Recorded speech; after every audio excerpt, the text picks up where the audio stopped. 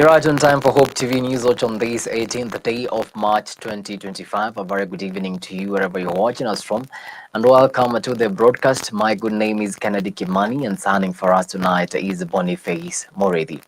Now, Kenya and the Netherlands have strengthened their partnership with new agreements on trade, agriculture, and tourism. President William Ruto and Dutch King Willem Alexander announced the signing of the three memoranda of understandings and the letter of intent on water infrastructure. The visit, the first by a Dutch monarch to Kenya, marks a renewed commitment to closer diplomatic and economic ties. This agreement focuses on priority areas that will enhance food security, technological exchange, and market access. We're building on the already existing framework that was signed last year between Kenya and the EU, and that was ratified both by the EU and the Kenya Parliament.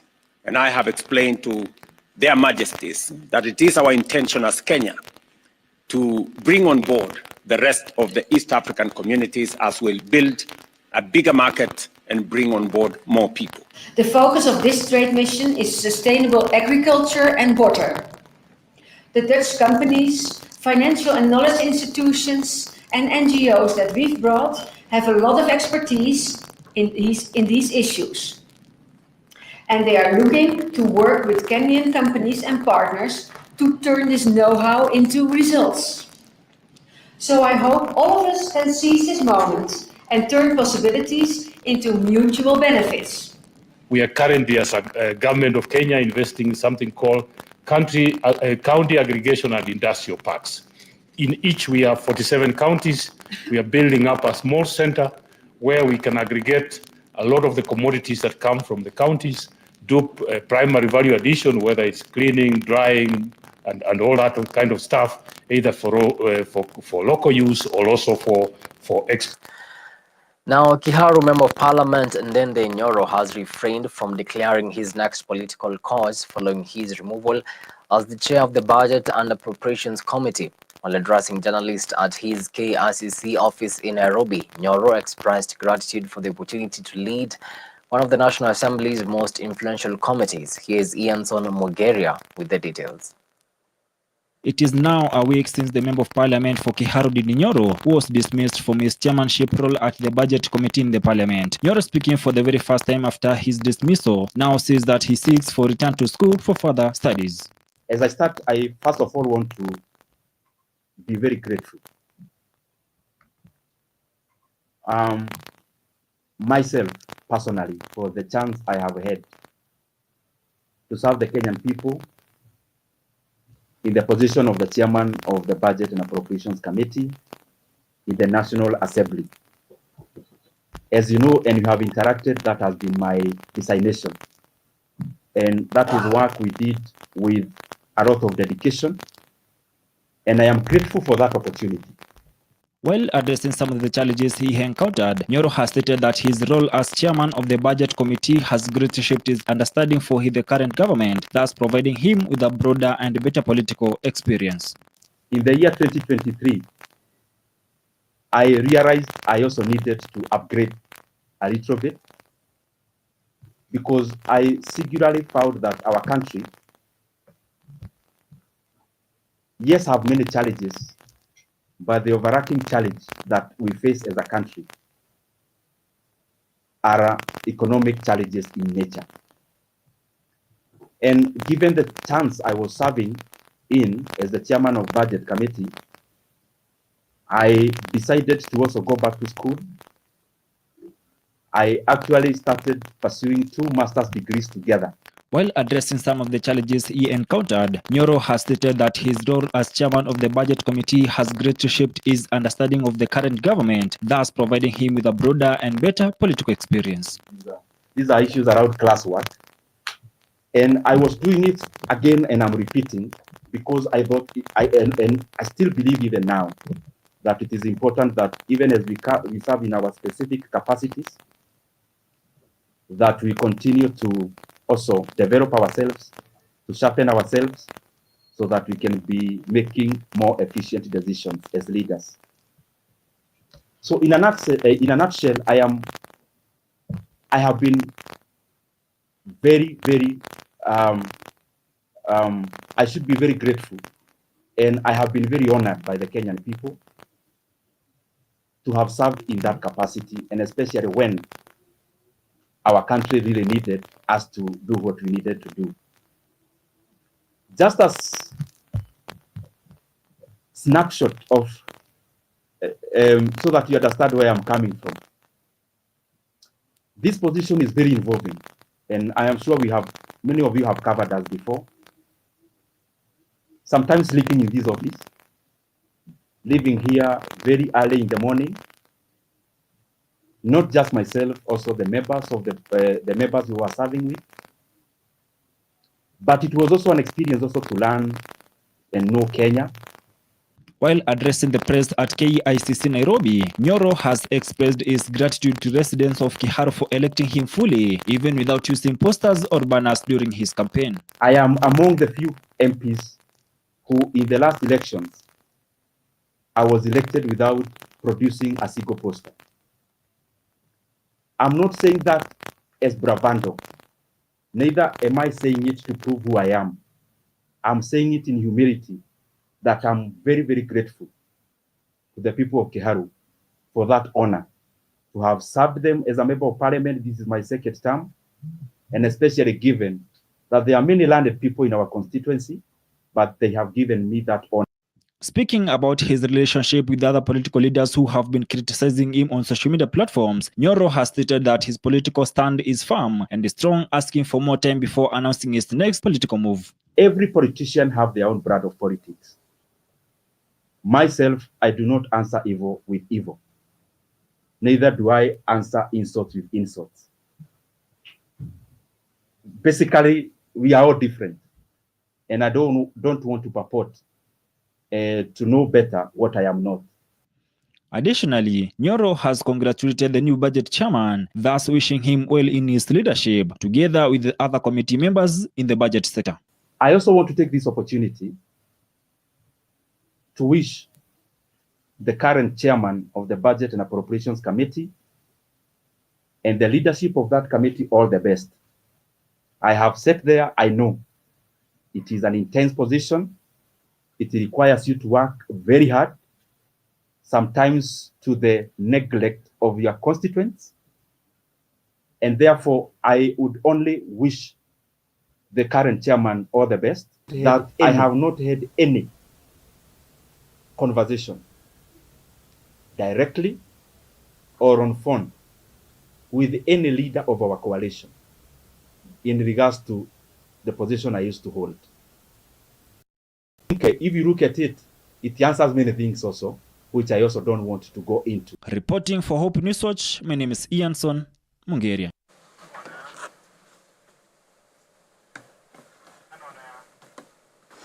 Thank you so much, Ianson, for that report. Moving on swiftly, and the National Syndemic Disease Control Council has held a community engagement forum to discuss a strategic framework for HIV and other syndemic diseases, charting the country's response through 2030.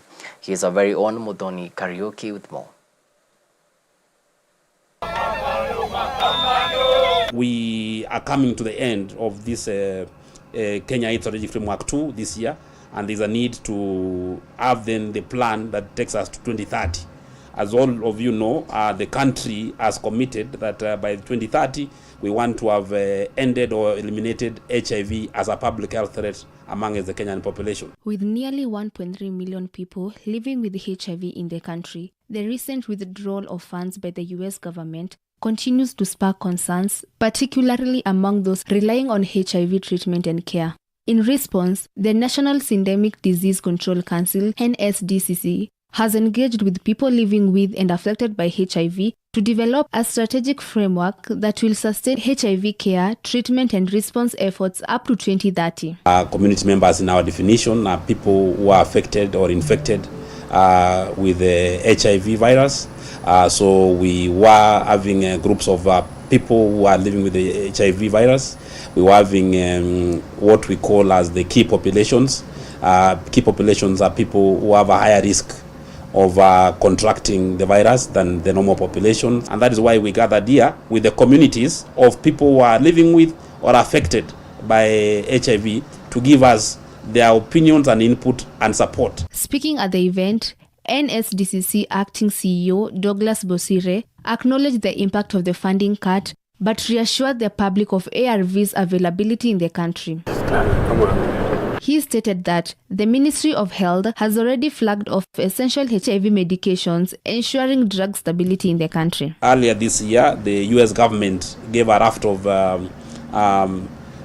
orders that led to stoppage of certain programs, not only in the area of HIV, but also in the area of TB, malaria, vaccination, reproductive health, in the area of blood and blood systems, basically across board, what the funds that were being supported by the USAID and the Presidential Emergency Plan for its relief. Drugs, the antiretroviral drugs, the drugs for TB and the drugs for malaria that were last week at the Mission for Essential Drugs and Supplies, they were flagged off by our CS on last Friday. So in terms of stability of the pipeline, we can reassure Kenyans the stability of the pipeline, especially of antiretroviral drugs across the country. Amid concerns of potential shortage, people living with HIV have been urged not to hoard ARVs.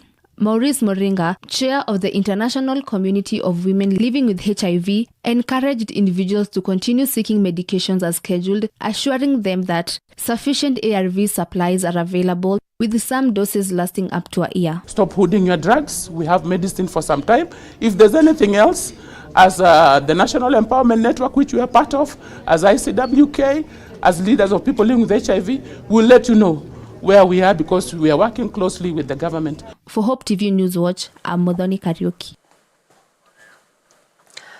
Now, experts are calling for systemic reforms, including better recruitment, pay, and infrastructure to provide lasting solutions to the teacher shortage in the science, technology, engineering, and mathematics courses. Kenya is facing a shortage of over 100,000 teachers, particularly in science and mathematics, which has resulted in overcrowded classrooms and reliance on underqualified educators.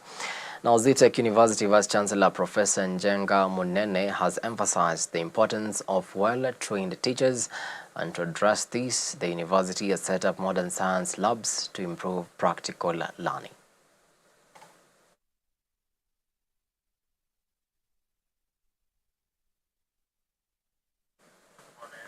Well, it is exactly 13 minutes past the top of the hour. Time now for a short break, but immediately after, I'll be back with the business and sports news. Stick around.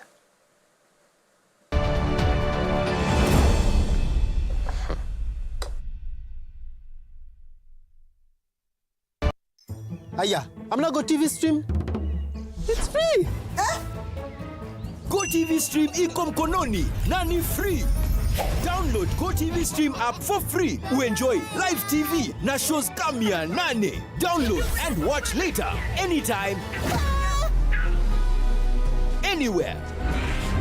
Go TV Stream iko mkononi na ni free. Available to active subscribers. Go TV, love it.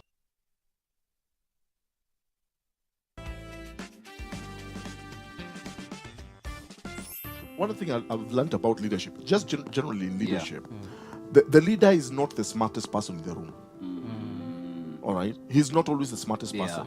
When you're a leader, your strength is in the ability to be able to harness the gifts around you. It's the same thing in the family. All right? Like I said, your wife is a very smart person.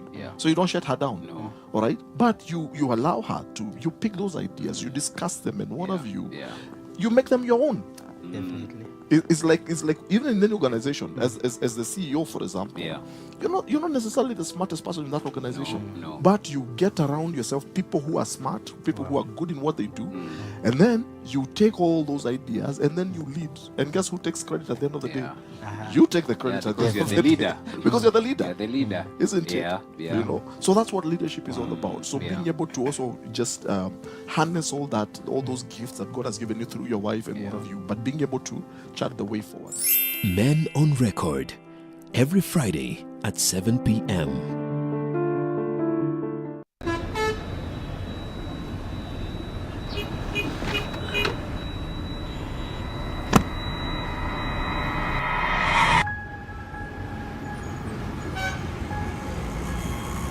Rafiki soul is the promise of a hand that reaches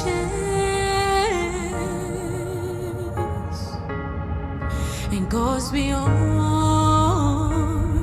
watangaza tumaini kote.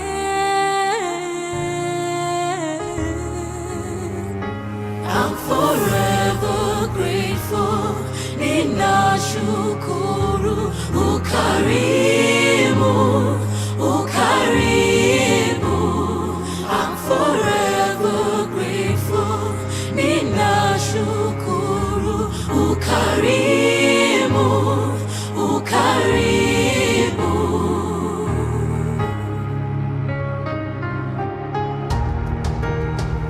Rafiki soul is a promise of a hand that reaches and goes beyond watangaza tumaini kote. I'm forever grateful, ninashukuru ukarimu, ukarimu. I'm forever grateful, ninashukuru ukarimu, ukarimu. Rafiki msoul. Friends of Hope, keeping hope alive.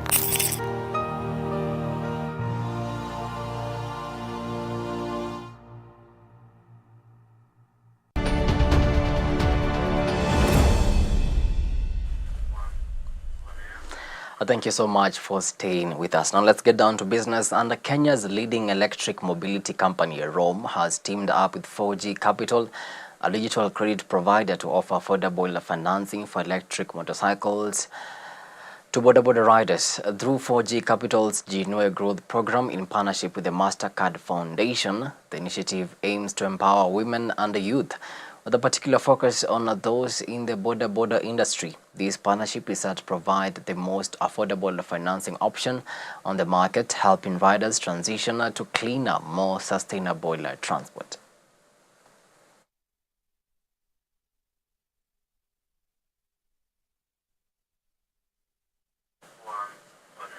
Moving on swiftly, and over 100 women from micro enterprises participated in free digital and financial literacy training organized by Diamond Trust Bank through the Rose Women's Foundation program held at the bank's head offices in Nairobi. The event marked the bank's celebration of International Women's Day. The workshop aimed to equip women primarily from informal settlements with essential skills to grow their businesses in the digital era. Nilisikia wanafundishana, at first sikuwa najua kama kuna Rose Foundation, lakini we were recruited from kule chini mashinani, na nilikuwa mkulima wa ng'ombe ama dairy farmer, pia niko na nguruwe na niko na kuku na niko na sungula. So when niliingia kikundi ya Rose Women ni ya business, mfunzo venye hiyo biashara yangu naweza ifanya ndio niwe nikiona mapato yangu. So I joined Rose Women. It's a great, ni chama kizuri sana. I was focusing on training them on digital literacy to understand how it is that they can use digital tools to improve their lives. Basically looking at it from a perspective of business, from a perspective of personal life, and how it is that they can get out of the shell of being digital blind to actually use the tools to grow their business. We have learned a lot from these skills about how we can do our businesses through digital space. And for those who came together with me, we are so excited and we have really enjoyed. I'm happy to say that our partnership with Rose Women Foundation has been very successful. When we look at the women that we had begun with in 2022 to today in 2025, we have seen women whose income has grown by over 300%. Now, Propaco and Equity Group have signed an agreement to boost climate-friendly farming in the country. Equity Group Foundation has been granted 1 million euros in technical assistance. The funding will support the climate-resilient agri-food system project, which aims to help small-scale farmers embrace sustainable farming practices. Equity is a human movement of people seeking to improve themselves, changing their lives, enhancing their dignity, and expanding their opportunities. Low-income people, including small-scale farmers, have dreams and aspirations. But these dreams and aspirations are being frustrated by phenomena like climate change. So when you reach out to help them cope with this, we are making them reach out with others.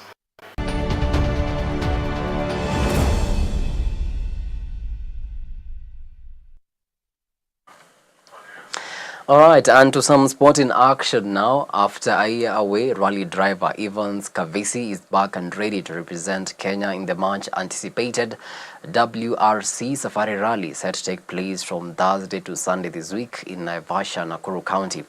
Kavisi, who will be navigated by his longtime friend Absalom Aswani, hopes to improve on his performance from the 2023 rally, where he retired due to mechanical issues. The event will be officially flagged off by President William Ruto at KCC on Thursday. The rally will see cars racing through various stages, including Kama Moran, Loldia, Geothermal, Kedong, Sleeping Warrior, Elementaita, Soisambu, Osengeroni, and Hell's Gate, culminating in the prize-giving ceremony on Sunday, with President William Ruto in attendance.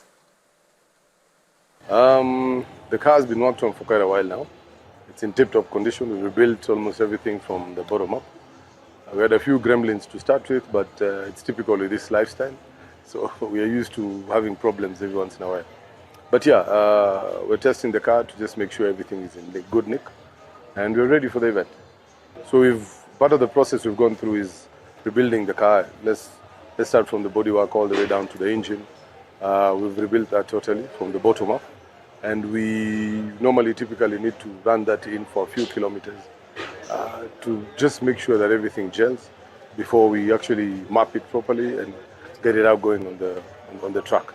So that bit we are actually trying to sort of conclude, because then we have the diffs and the gearbox, the transmission, so to speak, to finish up. So that's what we're working on now. Then we can see by tomorrow if we can. Yeah, I'm back to be back. I'm glad to be back to motorsport, and it's something I thoroughly enjoy, and I'd lost a little bit of that. So I'm looking forward to enjoying the stages, to just going through it and reliving a little bit of it from what I used to do back in the day when we were just starting up to now that it's extremely competitive. So I'm looking forward to having a lot of fun and finishing the event. I don't have a lot of things I'm asking for, and the rest I'm leaving up to God. Whatever he'll gift me, then I'm glad.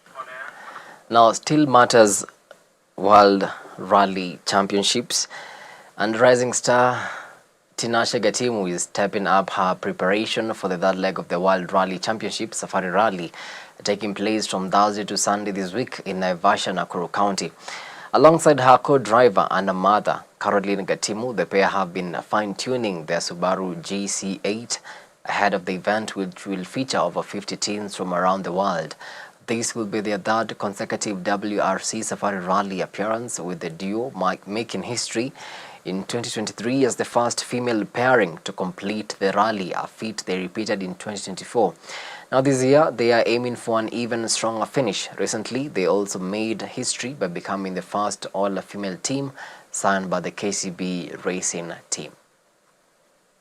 We're looking forward to this 2025 event, which is starting on 20th March. Up until 23rd of March.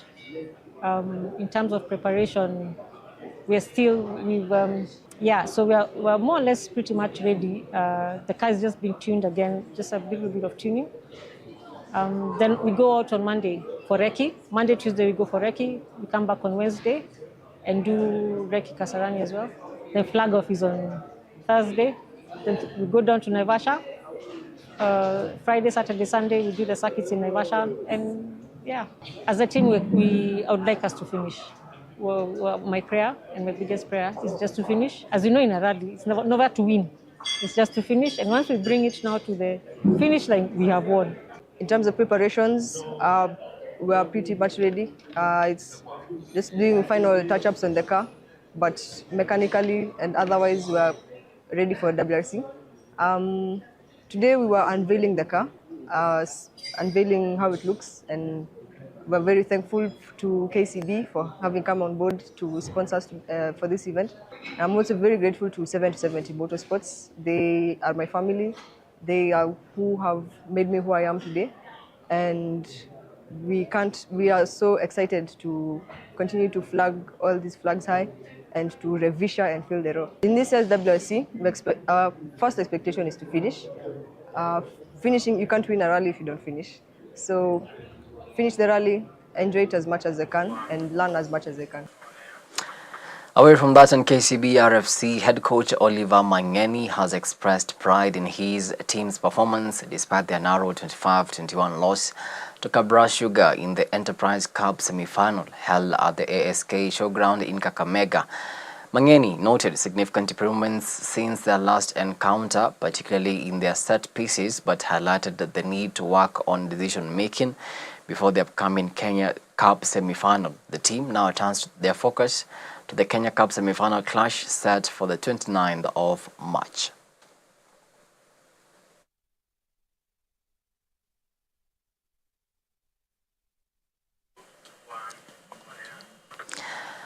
Now, Kenya's national football team Harambee Stars has travelled to Abidjan for their 2026 FIFA World Cup qualifier against Gambia on Thursday. The match will take place at Ivory Coast's Alassane Ouattara Ebimpe Olympic Stadium as Gambia's home ground failed to meet FIFA and CAF standards. Team captain Michael Olunga remains hopeful but urges caution, noting that this is their first game of the year.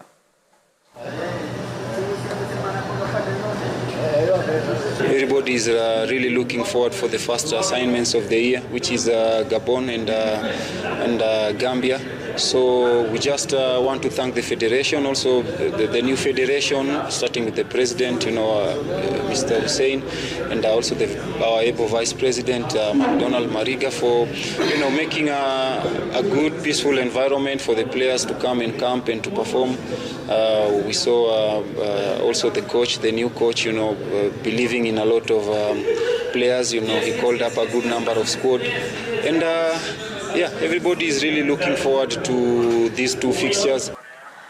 And with that, we come to the end of our news tonight. Many thanks to you for making time to watch Hope TV Newswatch. We really do appreciate the value of your time. On behalf of the amazing team that made this bulletin a success, have yourselves a blessed night. My name is Kimani, and signing for us tonight has been Boniface Moridi.